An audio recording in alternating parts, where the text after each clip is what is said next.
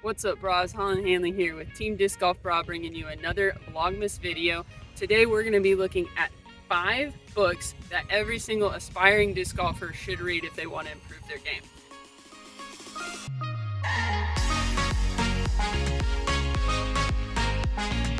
Now, before you click away thinking, I don't like to read, all of these books are available in Audible format. That's how I myself have listened to most of these, is through an audiobook. You can listen to it on your way to work, on your way to the course, while you're supposed to be working. They're all really short and they're all really easy to digest, so please give them a try.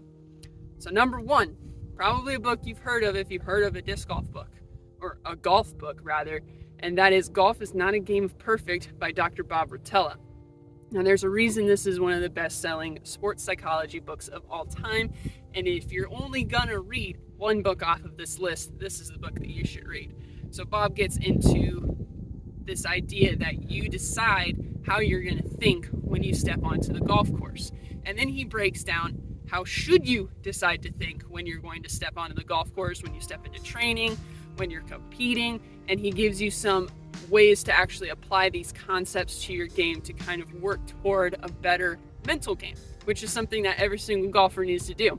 So I would recommend reading this book slowly, maybe reading it a couple times, because there's a lot of really great wisdom in here. Really simple and sensible, but very hard to apply. All right, book number 2. We've got Mindset by Carol Dweck. This is another psychology book, but very helpful for our mental games. So there's a very important concept that is discussed in this book, and that is why it is listed as my number 2. It's going to serve as the foundation for how you think about yourself, your competitors, your game, everything. And that is the idea that there is a fixed mindset and a growth mindset. A fixed mindset is the belief that you are born with a certain amount of skill and talent, you can't change it, and that's just how it is. A growth mindset is the belief that through diligent, intentional practice, you can acquire any skill that you want to. And so Carol goes into kind of the strengths and weaknesses of these mindsets, how they change how you relate to certain aspects of yourself and your game and your competitors, competition and achievement in general. She also gets into how you can begin to work from a fixed mindset to a growth mindset in multiple aspects of your life. So definitely worth reading. Number 3, we've got The Inner Game of Tennis by Timothy Galway. Now you may be thinking, a tennis book? I thought this was golf.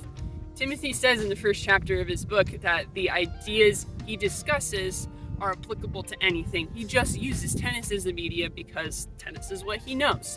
So the ideas he's exploring are how do we get out of our own way in order to perform well. He discusses the difference between your conscious and your unconscious mind, what the strengths and weaknesses are of each, when to use your conscious mind to try and accomplish something, and when you need to get out of your own way and let your subconscious take over. He then talks about how exactly to do this. So very useful. If you've ever found yourself on the course thinking, man, I know what to do, I know what shots to throw, and I know how to throw them, but I never actually seem to do what I know, this is the book for you. All right, number 4 is Chasing Excellence by Ben Bergeron. Ben Bergeron is one of the most sought after CrossFit coaches in the world.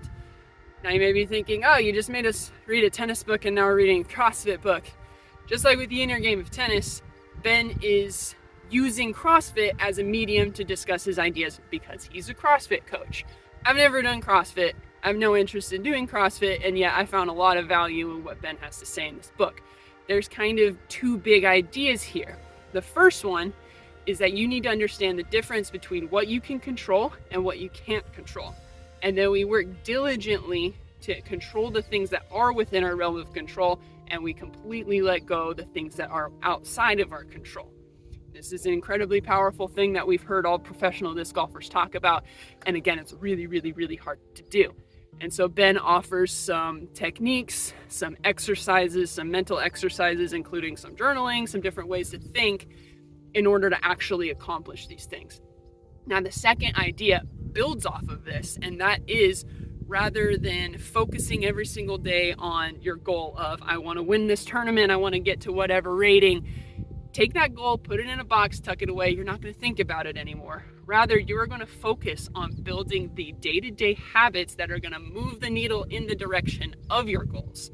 So this is, instead of focusing on, I want to win my local A tier, it's building a daily practice putting habit, getting enough sleep, eating the right foods, training the right amount. How are you training, right? It's building your process and then executing that process every day. And that is going to have an aggregate effect that is actually going to lead to more success than just focusing on your goal and kind of aimlessly trying to work toward it. So now that brings us to our fifth and final book. I could probably list another 10, but this is the fifth and final book for today's video, and that is The Talent Code by Daniel Coyle.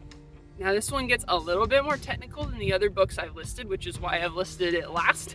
But this gets into the science and the biology of how we actually learn complicated skills.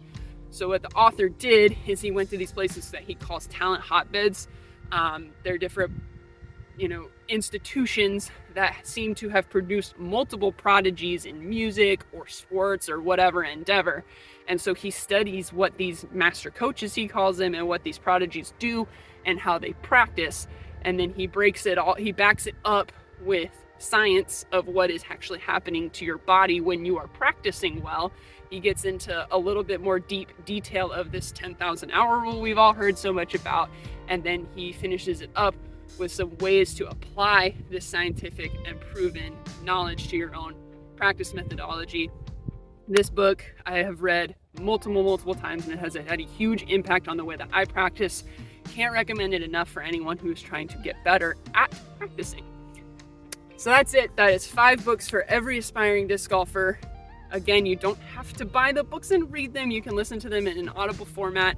It's a great way to digest them in small bits and really think about the different ideas. And again, reading books doesn't matter if you don't actually work to apply the knowledge that is within them. So remember, you have to do the work, and that's it. Thanks for listening, Brahs. Have a happy Vlogmas.